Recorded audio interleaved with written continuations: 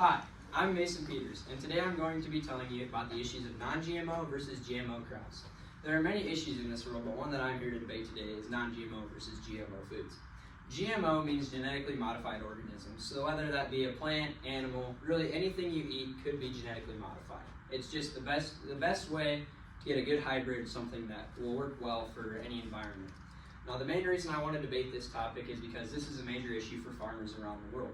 Many people that strictly think that their food comes from the grocery store think that non-GMO foods are the safest thing to eat, and the only thing that they should be consuming. This is simply not true.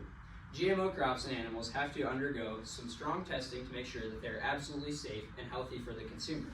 And this means that you're eating the best foods at all times.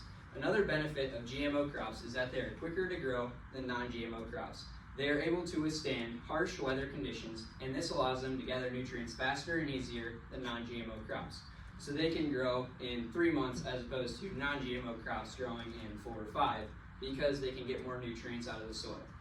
The foods that are genetically modified also have a higher tolerance of bugs and diseases that typically would eat away at the crops, which will reduce the need to spray these crops or anything to reduce these bugs.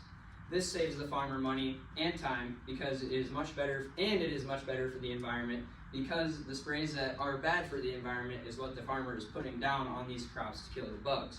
So you're reducing on pollution and you're getting crops that grow better without the need for spraying.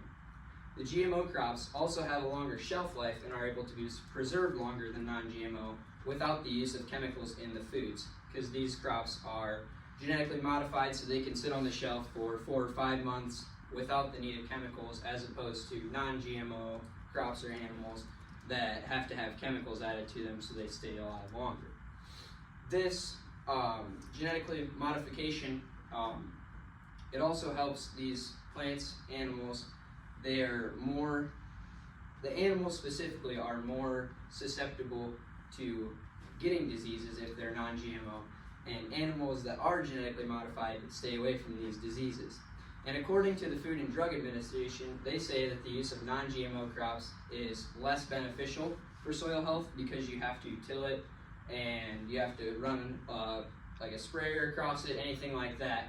And GMO crops are more beneficial for soil health because you don't have to till as much, you don't have to use a sprayer, and this saves a farmer time, saves a farmer money, and it's better for the environment because they're not burning diesel, which is A, expensive, and B, hard on the environment. It produces a lot of smoke, everything like that, and it's cheaper, so you're not spending as much as the grocery store or anything like that.